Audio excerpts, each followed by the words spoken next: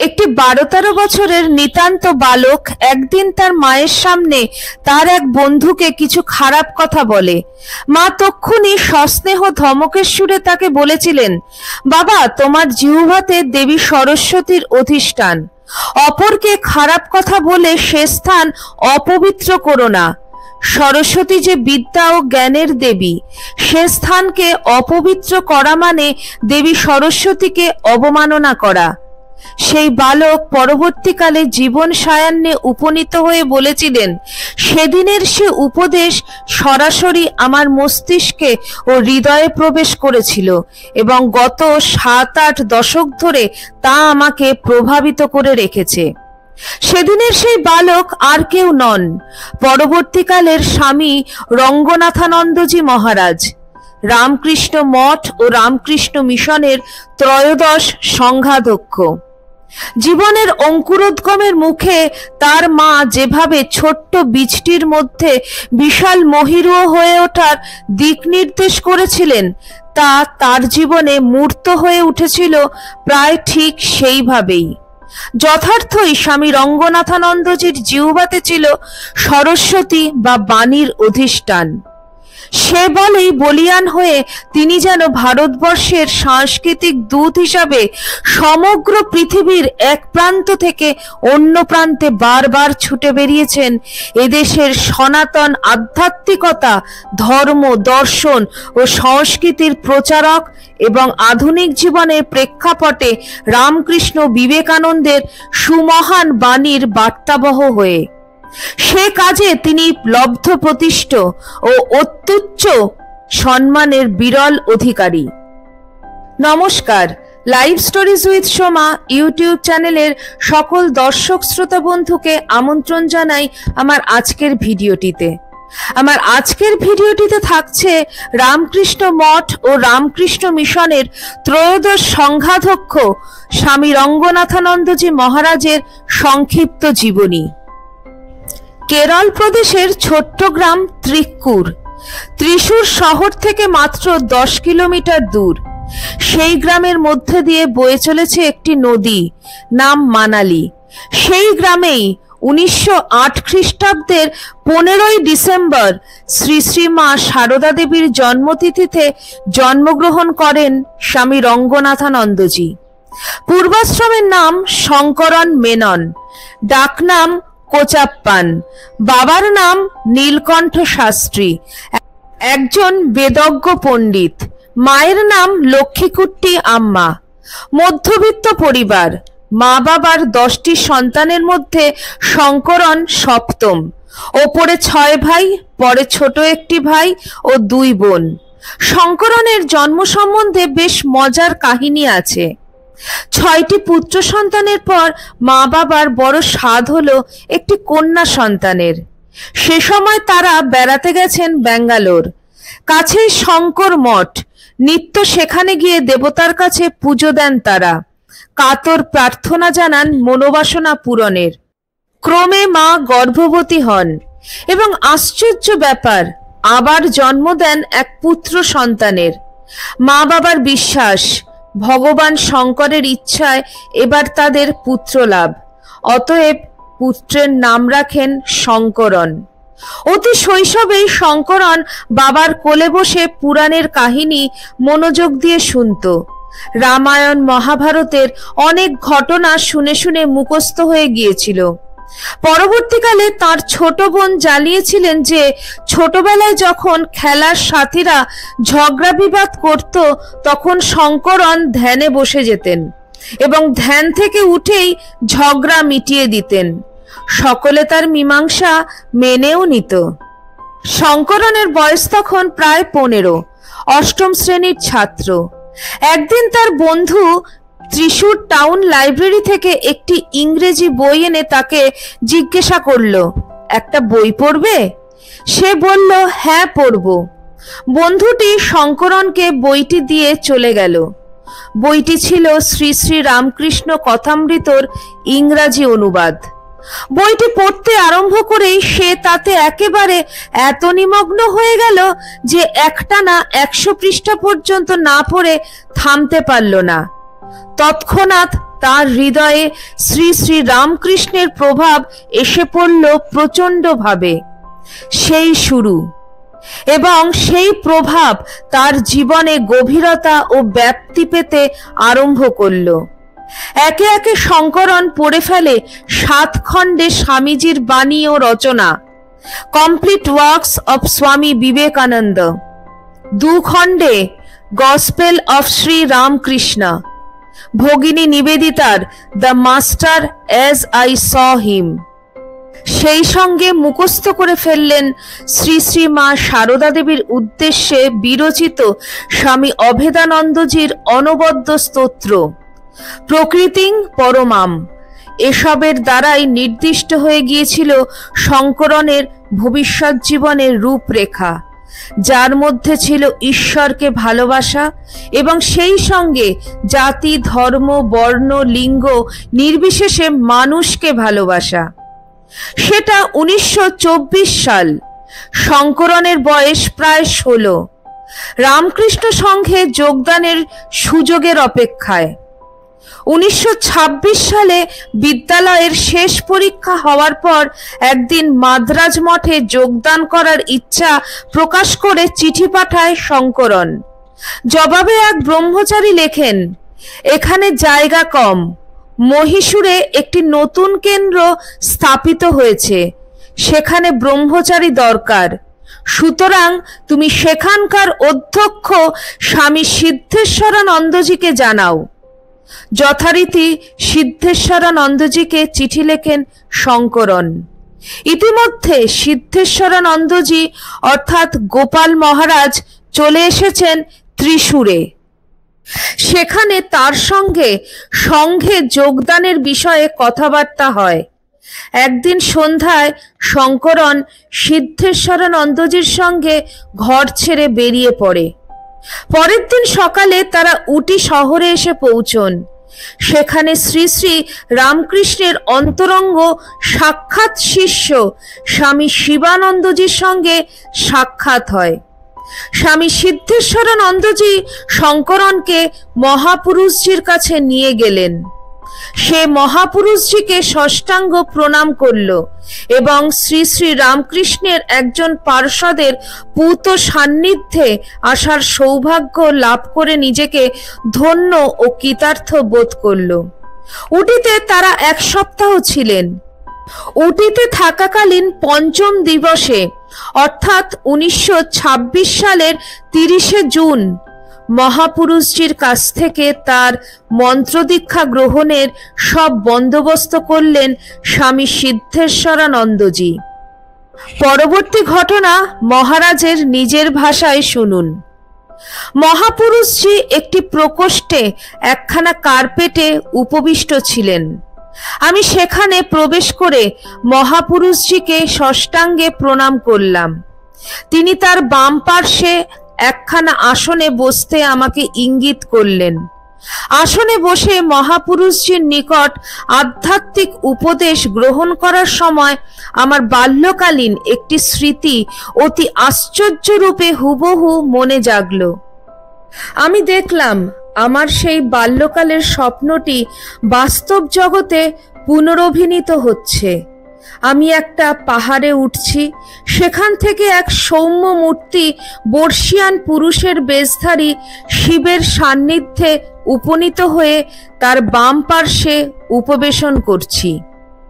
এসব দেখে আমার হৃদয় পরম আনন্দে ভরপুর হলো। মন্ত্রদীক্ষার পরে মহাপুরুষজি আমাকে জিজ্ঞাসা করলেন, গুরুদক্ষিণা দেবার কিছু এনেছো? আমি বললাম, না মহারাজ। তখন তিনি আমার হাতে 2-3টি আম দিলেন এবং বললেন, দক্ষিণা স্বরূপ আমগুলি আমাকে দাও। আমি তাই করলাম। দীক্ষার পর সাষ্টাঙ্গ প্রণাম করে ঘর থেকে বেরিয়ে এলাম। ঠিক হলো 2রা জুলাই আমরা মহীশূরে চলে যাব। সিদ্ধেশ্বরানন্দজি ও আমি মহারাজের কাছে বিদায় নিতে গেলাম। আমি মহারাজকে প্রণাম করতে তিনি বললেন, বেশ, তুমি মহীশূর যাচ্ছ, সেখানে গোপালের সেবা করো। উটি থেকে সকাল 7টায় বাসে আমাদের যাত্রা শুরু হলো। মহীশূর আশ্রমে যখন পৌঁছলাম তখন রাত্রি 9টা। মহীশূরে যেদিন পৌঁছই সেদিন 2রা জুলাই 1926 সাল। পরদিন আমার চুল ছাটা হয়ে গেল। 4ঠা জুলাই থেকে আশ্রমের রান্নাঘরে আমি কাজ আরম্ভ করলাম। আশ্রমে তখন কোনো মাইনে করা রাঁধুনি ছিল না, কারণ আশ্রমের আয় ছিল যৎ সামান্য, খাবার নিম্নমানের। এসব খেয়েই সিদ্ধেশ্বরানন্দজির স্বাস্থ্য ভেঙে পড়েছিল। আমি ছিলাম একজন দক্ষ পাচক। 12 বছর বয়সে রান্নায় আমার হাতে খড়ি। 12 থেকে 14 এই 2 বছর একটানা আমাকে বাড়িতে গোটা পরিবারের জন্য রান্না করতে হয়েছিল। সুতরাং আশ্রমে রান্নার ভার হাতে নেওয়ার পর সবাই মোটামুটি ভালো খাবার পেতে আরম্ভ করলেন। তখন থেকে ক্রমান্বয়ে 6 বছর মহীশূর আশ্রমে সেই কাজেই আমি বহাল থাকলাম। সেই সঙ্গে বাসন মাজা ও আশ্রম রক্ষণাবেক্ষণের কাজও করতে হতো। মাসিক চাঁদা আদায়, বাগানে গাছের পরিচর্যা এবং অন্যান্য কাজও পরবর্তীকালে করেছি। চাঁদা সংগ্রহের অবকাশে যখনই লোকজনের সাথে কথাবার্তা বলতে হয়েছে তখন স্বামীজির প্রসঙ্গই তাদের সাথে করতাম। খুশি হয়ে তারা শুধু টাকাই দিতেন না, ইডলি ইত্যাদিও খাওয়াতেন। শুধু তাই নয়, আশ্রমে নিয়ে যাওয়ার জন্য সঙ্গেও কিছু দিতেন। আশ্রম জীবনের প্রথম পর্যায়ে আমার এভাবেই কেটেছে। একদিকে কর্মমুখর জীবন, অন্যদিকে কাজের ফাঁকে গভীর পড়াশোনা। কাজের চাপ প্রচুর পরিমাণে থাকলেও আমি কিন্তু জীবনে কোনোদিন পড়াশোনা বা জব ধ্যানের সময় পাচ্ছি না বলে অভিযোগ জানাইনি। মন থাকতো প্রফুল্ল এবং সব ধরনের কাজই ঠাকুরের সেবা এই জ্ঞানে করতাম ও তাতে আনন্দও পেতাম। শরীর মনে কোনো ক্লান্তি ছিল না। আশ্রমের আখড়ার ছাত্রদের সঙ্গে কুস্তি লড়তাম। পরবর্তীকালে তাদের সঙ্গে ভলিবল বা বেসবলও খেলেছি। দেখতে দেখতে 1929 খ্রিস্টাব্দ এসে গেল। বছরটি আমার জীবনে স্মরণীয়। সে বছরই আমি ব্রহ্মচর্যে দীক্ষিত হই। 1929 খ্রিস্টাব্দের 23শে মে বুদ্ধ পূর্ণিমার দিন আমার ব্রহ্মচর্য দীক্ষা হয়। মহাপুরুষ মহারাজ আমার নতুন নাম দিলেন ব্রহ্মচারী জ্যোতি চৈতন্য। ওই উপলক্ষে একটানা 4 মাস আনন্দে মঠে বাস করি। তারপর মহীশূরে ফিরে এলাম। দেখতে দেখতে কেটে গেল আরো 4টি বছর। উপস্থিত হলো 1933 খ্রিস্টাব্দ। বেলুর মঠে এলাম সন্ন্যাস নিতে। সে বছর 23শে জানুয়ারি স্বামীজির জন্মতিথিতে আমাদের সন্ন্যাস দীক্ষা হয়। সন্ন্যাসের মুহূর্তটি ছিল আমার জীবনে অত্যন্ত আনন্দময়। তবে ওই সময় মহাপুরুষ মহারাজের শরীর ছিল বেশ দুর্বল। সেজন্য পুরনো মন্দিরের পেছনের ঘরে যেখানে অনুষ্ঠানের আয়োজন করা হয়েছিল সেখানে তার পক্ষে যাওয়া সম্ভব হয়নি। তিনি নিজের ঘরেই ছিলেন। আমরা 9 জন তার ঘরে যাই। তিনি আমাদের গৈরিক বস্ত্র ইত্যাদি দেন এবং আশ্রমোচিত নতুন নামও আমরা তার কাছ থেকেই পাই। নিজ গুরুর কাছে ব্রহ্মচর্য ও সন্ন্যাস প্রাপ্তির পর স্বামী রঙ্গনাথানন্দজির ইচ্ছে হলো ঠাকুরের অন্যান্য কয়েকজন সাক্ষাৎ সন্ন্যাসী পার্ষদদের পুণ্য দর্শন ও সঙ্গলাভ করার। সেসবের বিবরণ তার নিজের স্মৃতিকথায় শুনুন। সন্ন্যাস নিতে এসে এবারেও 4 মাস মঠে কাটিয়ে যাই। স্বামীজির বাণী ও রচনা পাঠ করার সুবাদে ওই সময় আমার মনে একটা আকাঙ্ক্ষা প্রবল হয়ে ওঠে। স্বামীজি গুরুভাই অখণ্ডানন্দজির প্রতি যে উচ্চাসা পোষণ করতেন সেটি তার বই পড়ে জানতে পেরেছিলাম। তিনি প্রথম ব্যক্তি যিনি স্বামীজির সেবা ধর্মের আদর্শে উদ্বুদ্ধ হয়ে গরিব ও পিছিয়ে পড়া মানুষের সাহায্যে এগিয়ে আসেন। গঙ্গাধর মহারাজ অর্থাৎ স্বামী অখণ্ডানন্দজি প্রশংসা করতে গিয়ে স্বামীজি অনেকবার বলেছেন, গঙ্গা তুই আমার প্রত্যাশিত ব্যক্তি। অখণ্ডানন্দজি তখন সারগাছিতে। আমিও এদিকে এসেছি, তাই ইচ্ছে হলো তাকে দেখে আসি। মহাপুরুষ মহারাজের কাছ থেকে সারগাছি যাবার অনুমতি নিলাম। তখনকার দিনে সপ্তাহান্তে ঘোড়ার টিকিট খুব সস্তায় পাওয়া যেত। আমিও এভাবে একদিন সারগাছিতে উপস্থিত হলাম।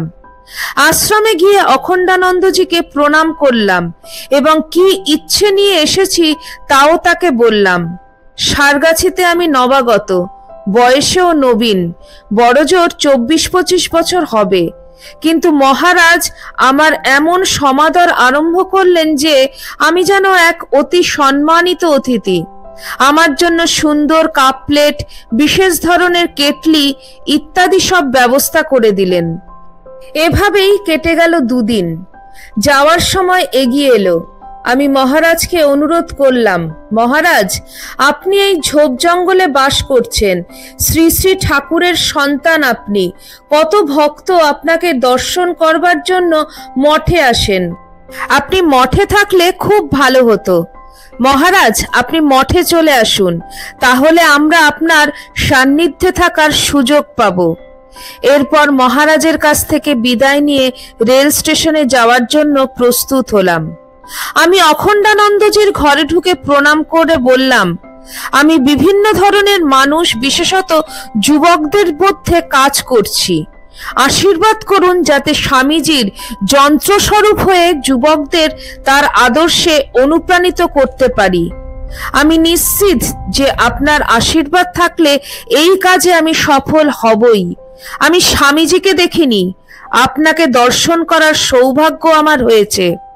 স্বামীজি আপনাকে কত ভালোবাসতেন। আমার কাছে আপনার আশীর্বাদ স্বামীজিরই আশীর্বাদ। একথা শোনা মাত্র মহারাজের সেই শিশু সুলভ চপলতা যেন কোথায় হারিয়ে গেল। মুখে তার গাম্ভীর্য ফুটে উঠল। মহারাজ আমার মাথায় 2 হাত রেখে ধীর স্বরে বললেন, আমি আশীর্বাদ করছি, আমি আশীর্বাদ করছি। তার এই স্পর্শে এক উচ্চভাবে আমার অন্তর ভরে গেল। বোধ করলাম যেন কোনো এক শক্তি আমার হৃদয়ে প্রবেশ করছে। এরপর আর কোনো বাক্য বিনিময় হলো না। আমি প্রণাম করে নিঃশব্দে অখণ্ডানন্দজির ঘর থেকে বেরিয়ে এসে স্টেশনের পথে পা বাড়ালাম। মহারাজ বারান্দায় দাঁড়িয়ে স্টেশনের দিকে তাকিয়ে রইলেন যতক্ষণ আমি তার দৃষ্টির বাইরে চলে না যাই। সন্ন্যাসের পর রঙ্গনাথানন্দজি আবার ফিরে গেলেন নিজের কর্মক্ষেত্র মহীশূর আশ্রমে। সে সময়ে আশ্রমের অবস্থা মোটেই ভালো ছিল না। বাইরে ভিক্ষেতেও বেরোতে হতো। প্রসঙ্গত উল্লেখ করা যেতে পারে, মহাপুরুষ মহারাজ তাকে সন্ন্যাসের আগেই গেরুয়া পরে ভিক্ষার অনুমতি দিয়েছিলেন। এ সময় আশ্রমের নানাবিধ কাজের সঙ্গে সঙ্গে চলত তার শাস্ত্র ও বিশেষ করে স্বামীজির বাণী ও রচনার অধ্যয়ন ও গভীর মনন। গীতা, বিবেক চূড়ামণি এবং কিছু উপনিষদের শ্লোক তিনি এ সময় কঠোর নিয়মের সঙ্গে মুখস্থ করেছিলেন।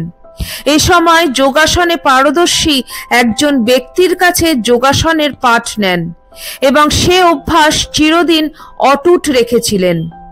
1932 সালে মহীশূরে শুরু হয়েছে স্টাডি সার্কেল।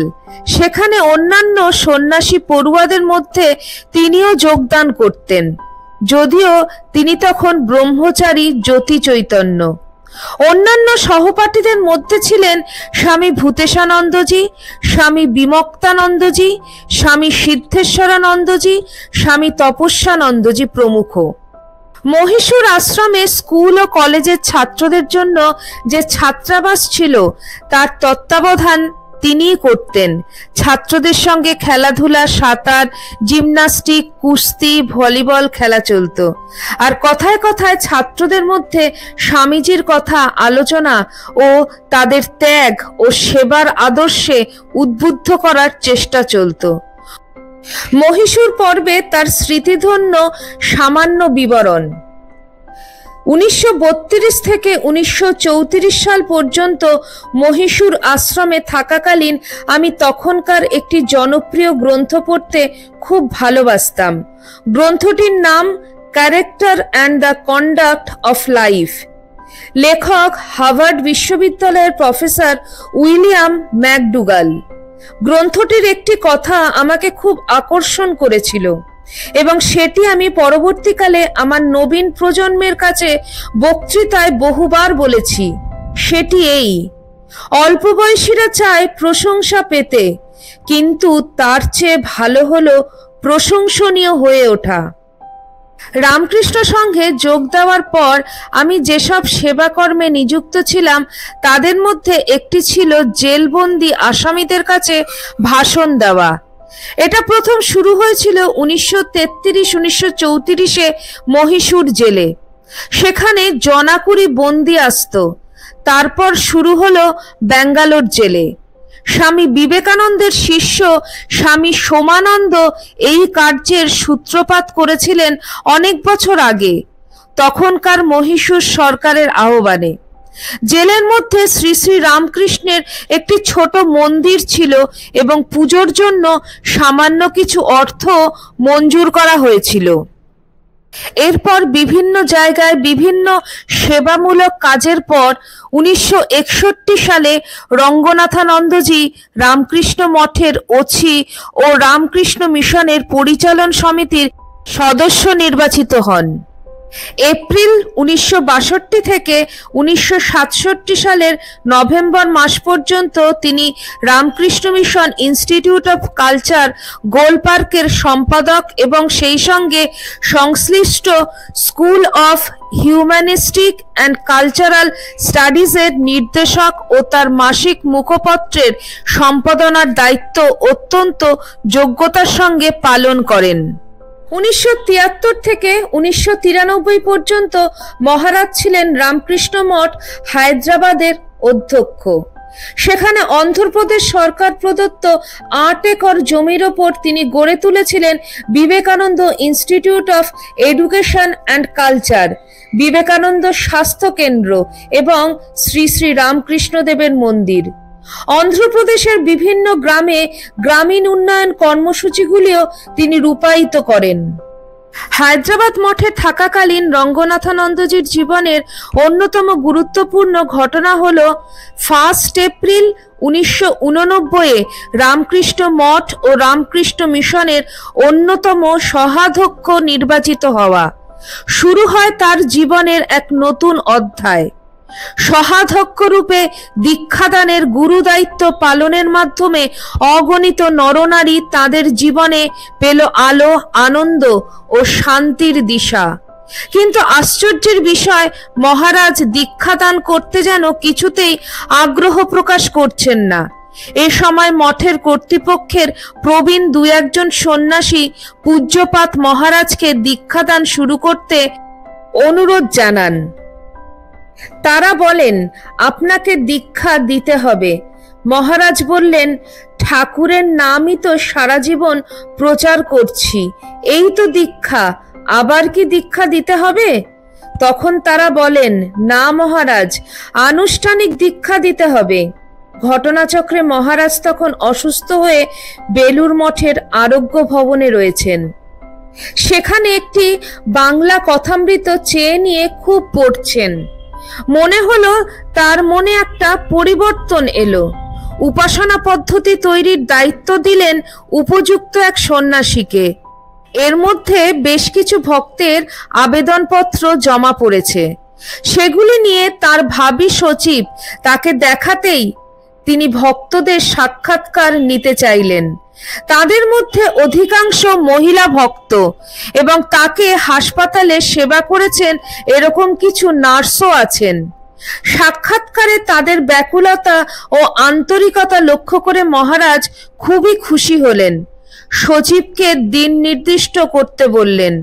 সেই মতো দীক্ষার দিন স্থির হলো 9 মে 1990 সাল। স্থান কাশীপুর মঠ। 35 জনের দীক্ষা হয়ে গেল। ভারত সরকারের আহ্বানে মহারাজ প্রতি বছর ন্যাশনাল একাডেমি অফ অ্যাডমিনিস্ট্রেশনের প্রশিক্ষণ কেন্দ্রের শিক্ষার্থীদের কাছে বক্তৃতা দিতেন, প্রথমে দিল্লি ও পরে মুসৌরিতে। 1964 থেকে 1967 সাল পর্যন্ত তিনি Indian national commission for cooperation with UNESCO কমিশনের সদস্য ছিলেন। বিভিন্ন বক্তৃতা সফরকালে মহারাজ বিশ্বের 50টিরও বেশি দেশ ভ্রমণ করেছেন, যাদের মধ্যে রয়েছেন Soviet Union, Afghanistan, Iran, America, Canada, Australia, Singapore, Malaysia, Japan ও 4টি ব্যতীত দক্ষিণ আমেরিকার প্রত্যেকটি দেশ। এই বক্তৃতা সফরকালে তিনি প্রায় প্রতিদিন অক্লান্তভাবে বিশ্ববিদ্যালয়, কলেজ, স্কুল, সাংস্কৃতিক প্রতিষ্ঠান, ক্লাব প্রভৃতি বিভিন্ন প্রতিষ্ঠানে আধ্যাত্মিক ও সাংস্কৃতিক বিষয়ের উপর বক্তৃতা করেছেন। এর মধ্যে অধিকাংশ সফরই ভারত সরকার কর্তৃক আয়োজিত হয়েছিল। ভারতীয় সংস্কৃতির দূত হিসাবে মহারাজ সমগ্র বিশ্বে ভ্রমণ করে ধর্ম সমন্বয় ও বিশ্ব ভ্রাতৃত্বের বাণী প্রচার করেছেন। তার সবচেয়ে ব্যাপক সফর ছিল 1968 সালের 18 জুলাই থেকে 1969 সালের 31 ডিসেম্বর পর্যন্ত। মহারাজের হৃদয় জুড়ানো অপূর্ব অভিজ্ঞতার কথা আমাদের সকলের জন্য সঞ্চিত রয়েছে তার বিখ্যাত a pilgrim looks at the world গ্রন্থে। এই সফরে তিনি 934টি বক্তৃতা ও প্রশ্নোত্তর অধিবেশন করেন, যার মধ্যে 90টি ছিল টেলিভিশন, রেডিও ও সংবাদপত্রের সাক্ষাৎকার। 30টি হয়েছিল চার্চ ও মন্দিরে, 141টি হয় বেদান্ত সোসাইটি ও রামকৃষ্ণ আশ্রমে, 156টি ছিল ব্যক্তিগত মহলে, 197টি হয়েছিল প্রকাশ্য আলোচনা সভাতে এবং 320টি হয় 115টি বিশ্ববিদ্যালয় ও মহাবিদ্যালয়ে। তার প্রতিটি বক্তৃতার পরেই থাকত প্রেরণাদায়ক প্রশ্নোত্তর অধিবেশন। জনসাধারণের ওপর মহারাজ যে বিশেষ প্রভাব বিস্তার করেছিলেন, প্রচার মাধ্যমগুলির সর্বসম্মতভাবে তার উচ্চ প্রশংসা করেছিল। প্রসঙ্গত উল্লেখ্য, 1969 সালের 31 জানুয়ারি আমেরিকার পোর্টল্যান্ডের KGW রেডিওতে রাত 10টায় মহারাজের একটা লাইভ অনুষ্ঠান ছিল 20 মিনিটের। সাক্ষাৎকার নিচ্ছিলেন মিস্টার এফ নামের এক যুবক সাংবাদিক, যিনি এমনিতে ভদ্র কিন্তু সব ধর্মের প্রতি কিছুটা আক্রমণাত্মক, সব ধর্মগুরুর প্রতি কিছুটা সংশয়ী ও ব্যঙ্গকারী। রঙ্গনাথানন্দজির সঙ্গে কিন্তু ব্যাপারটা অন্যরকম ঘটল। সাক্ষাৎকার কিছুটা এগোতে না এগোতেই পরিবেশ বদলে গেল। মহারাজের মেধা, বোধের গভীরতা, সততা ও গভীর মানব প্রেমের কাছে মিস্টার এফ এর আপাত লঘুতা, চপলতা ভেসে গেল এবং তারই আগ্রহে অনুষ্ঠানটি 20 মিনিটে শেষ হলো না। যথার্থ জিজ্ঞাসুর মনোভাব নিয়ে তিনি একের পর এক প্রশ্ন করলেন। মহারাজ ধৈর্য সহকারে সবগুলির উত্তর দিলেন, মাঝে মাঝে শ্রোতাদেরও কল করলেন। অনুষ্ঠান যখন শেষ হলো, রাত তখন 12টা। দেখতে দেখতে চলে এলো 1998 সাল। সেই বছরটি অর্থাৎ 1998 সাল মঠ মিশনের কাছে বড়ই সংকটের বছর। একই সঙ্গে প্রায় অন্তিম শয্যায় পূর্ব সংঘাধ্যক্ষ স্বামী ভূতেশানন্দজি মহারাজ কলকাতার কোঠারি মেডিকেল সেন্টারে ও সহ সংঘাধ্যক্ষ রঙ্গনাথানন্দজি মহারাজ উডল্যান্ডস হাসপাতালে। সকলের মনেই আশঙ্কা, উদ্বেগ। সকল আশঙ্কার পরিসমাপ্তি ঘটিয়ে 1998 সালের 10ই আগস্ট সংঘের দ্বাদশ অধ্যক্ষ স্বামী ভূতেশানন্দজি মহারাজ মহাসমাধিতে প্রবেশ করলেন। প্রথম দুদিন প্রবীণ সংঘচালকেরা অসুস্থ রঙ্গনাথানন্দজিকে সে সংবাদ দিতে দ্বিধাগ্রস্ত ছিলেন। তৃতীয় দিনে অপারগ হয়ে কর্তৃপক্ষের বর্ষিয়ান দুজন সন্ন্যাসী পূজ্যপাদ মহারাজের কাছে যান এবং খুব দ্বিধাজড়িত কণ্ঠে মৃদু স্বরে ভূতেশানন্দজির দেহাবসানের সংবাদ দেন। ধীর শান্ত নেত্রে টেবিলের ওপরে রাখা ঠাকুরের ছবির দিকে তাকিয়ে মহারাজ শুধু বললেন, তাঁর ইচ্ছা। এরপর একজন বললেন, মহারাজ, আপনি এখন আমাদের প্রেসিডেন্ট। মহারাজ চোখ দুটো বিস্ফারিত করে বিস্ময়ের সুরে বললেন, কি আশ্চর্য! মহীশূর আশ্রমের রাধুনী আজ সংঘের প্রেসিডেন্ট হতে চলেছে। ঠাকুরের কি ইচ্ছা! 7ই সেপ্টেম্বর 1998 রঙ্গনাথানন্দজি রামকৃষ্ণ মঠ ও মিশনের ত্রয়োদশ অধ্যক্ষ রূপে সেই পদে বৃত হলেন। সংঘাধ্যক্ষ হয়ে বেলুর মঠে সর্বপ্রথম দীক্ষা প্রদান করেন 56 জন দীক্ষার্থীকে 4 নভেম্বর 1998 সাল। যদিও এরই মধ্যে গোলপার্কে থাকাকালীন তিনি 14ই সেপ্টেম্বর একজন প্যালেস্তানীয় ভক্তের আগ্রহে তাকে ঠাকুরের নাম দেন। বেলুর মঠে দীক্ষার্থীর সংখ্যা সবসময় বেশি থাকায় মহারাজ ইচ্ছে করলেও সকলের সাক্ষাৎকার নিতে পারলেন না। তবে দীক্ষার দিন শুরুতে ঠাকুর ও মায়ের সম্পর্কে কিছুটা বলে ভক্তদের শ্রী শ্রী রামকৃষ্ণ লীলা প্রসঙ্গ ও মায়ের পদপ্রান্তে বইগুলি পড়তে বললেন। স্কুল কলেজের ছেলেমেয়েরা দীক্ষা নিতে চাইলে মহারাজ খুব খুশি হতেন। প্রত্যেক দীক্ষার দিনই যুবক ও যুবতীদের প্রতি তার একটা বিশেষ নজর লক্ষ্য করা যেত। চিরদিনই মহারাজের স্বাস্থ্য ছিল সবল ও সুঠাম। তবু শেষের কয়েক বছর ধরে মাঝে মাঝেই মহারাজের শরীর অসুস্থ হচ্ছিল। 1998 সালের বড় অসুস্থতার পর মহারাজ প্রায়ই বলতেন, এখন তো আমার এক্সটেনশন চলছে। শেষের দিকে কখনো কখনো ডাক্তার ও কাছের সেবকদের তার হাতটি ওপরে তুলে দেখিয়ে বলতেন, এই চলে যাব। কখনো বলতেন, ওপরে চলে যাব। কখনো বলতেন, ঠাকুরের কাছে চলে যাব। তার দীক্ষিত ভক্তের সর্বমোট সংখ্যা 59,693 জন। 18ই মার্চ 2005 সাল পূজনীয় মহারাজ ব্রহ্মচারী প্রশিক্ষণ কেন্দ্রে যোগ দিতে আসেন বিকেল 3:30। মহারাজ এখানে বক্তৃতা দেন, যা কিনা তাঁর শেষ বক্তৃতা। দিন কয়েক পর মহারাজ আবার অসুস্থ হয়ে পড়লে হাসপাতালে ভর্তি হন। এরপরে কিছুটা সুস্থ হয়ে তিনি আবার মঠে ফিরে আসেন। এরপর ফের আবার হসপিটালে ভর্তি হন 17ই এপ্রিল। যকৃতের গোলমাল ও অন্যান্য উপসর্গ শুরু হয়ে যায়। সর্বপ্রকার উন্নত সুচিকিৎসার ব্যবস্থা সত্ত্বেও ধীরে ধীরে মহারাজের স্বাস্থ্যের অবনতি ঘটতে থাকে। কিন্তু মহারাজ সদাই প্রফুল্ল, দৃঢ় ও অনমনীয় ভাবের এতটুকুও কমতি যেন লক্ষ্য করা যায় না। শরীরের ব্যাপারে যখনই যে জিজ্ঞাসা করেছেন, মহারাজ কেমন আছেন, মহারাজের তৎক্ষণাৎ বলিষ্ঠ উত্তর, I am all right, I am fine. তৎসত্ত্বেও 25শে এপ্রিল সকাল থেকেই মহারাজের অবস্থার দ্রুত অবনতি হতে থাকে। তারই মধ্যে বেলুর মঠের সাধারণ সম্পাদক মহারাজ পূজনীয় মহারাজের সাথে ফোনে সামান্য কথাও বলেন। গলার স্বর খুব ক্ষীণ ও দুর্বল। শুধু একটি কথাই দুবার শোনা যায়, আমি বেলুর মঠ যাব। অবশেষে বেলা 3:51 অন্তিম মুহূর্ত নেমে এলো। মহারাজের হৃদযন্ত্র স্তব্ধ, অচল। মহারাজ মহাসমাধিতে লীন হলেন। আকাশবাণী দূরদর্শনের মাধ্যমে এবং লোকমুখে মহারাজের মহাপ্রয়াণের সংবাদ দ্রুত প্রচারিত হওয়ায় অগণিত মানুষ উডল্যান্ডস হাসপাতালে সমবেত হতে শুরু করেন।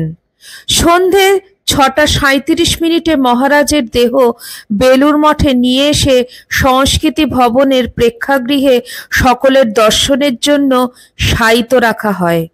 সারা রাত ধরে অসংখ্য নরনারী তাঁদের শ্রদ্ধা নিবেদন করে যান। ইতিমধ্যেই আসতে শুরু করেছে ভারতের রাষ্ট্রপতি, প্রধানমন্ত্রী, পশ্চিমবঙ্গের রাজ্যপাল, মুখ্যমন্ত্রী, অন্যান্য বিশিষ্ট ব্যক্তিবর্গ, রাজনৈতিক নেতৃবৃন্দ ও বিভিন্ন প্রতিষ্ঠানের পক্ষ থেকে শোক বার্তা। পৃথিবীর বিভিন্ন প্রান্ত থেকেও শোক বার্তা আসে। পরের দিন 26 এপ্রিল সমস্ত প্রভাতী দৈনিকে মহারাজের মহাপ্রয়াণ সংবাদ বিশেষ স্থান পাওয়ায় মঠ প্রাঙ্গণে মানুষের সমাবেশ জনপ্লাবনের আকার নেয়। দলে দলে সাধু ব্রহ্মচারী, শ্রী সারদা মঠের সন্ন্যাসিনী ব্রহ্মচারিণী এবং হাজার হাজার নরনারী মঠ প্রাঙ্গণে শায়িত মহারাজের পূতদেহে শ্রদ্ধার্ঘ্য নিবেদন করেন। 12:40 মহারাজের দেহ চিতাগ্নিতে উৎসর্গ করা হয়। চিতাগ্নির লেলিহান শিখা ঊর্ধ্বমুখী হতেই সমবেত সাধু ব্রহ্মচারীদের কণ্ঠে গীত হয়, ওই যে দেখা যায় আনন্দধাম। অন্ত্যেষ্টিক্রিয়া সম্পন্ন হয় বৈদিক শান্তিমন্ত্র উচ্চারণের মধ্যে দিয়ে। তখন বেলা 3:15।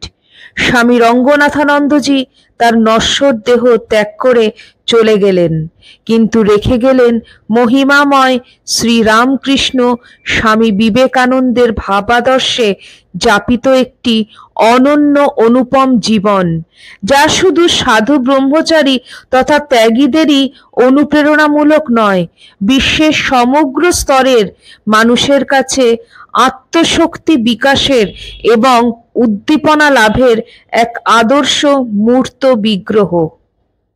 মহারাজ শেষের দিকে অনেকের কাছেই একটি কথা বলেছেন যে তিনি আবার জন্মাতে চান, হয়তো সেটি খুব শীঘ্রই। জন্মে রামকৃষ্ণ সঙ্গে ব্রহ্মচারী হয়ে যোগদান করে আবার সমগ্র জীবন ধরে ঠাকুর, মা ও স্বামীজির কাজ করতে চান। শ্রী শ্রী ঠাকুর রামকৃষ্ণদেব, শ্রী শ্রী মা এবং স্বামীজির ভাবধারায় উদ্ভাসিত অসংখ্য মানুষের হৃদয়াকাশে মহারাজ এক উজ্জ্বল জ্যোতিষ্কের মতন চিরভাস্বর হয়ে থাকবেন। আজকের ভিডিওটি এই পর্যন্তই। সবাই ভালো থাকবেন, সুস্থ থাকবেন। জয় ঠাকুর, জয় মা, জয় স্বামীজি।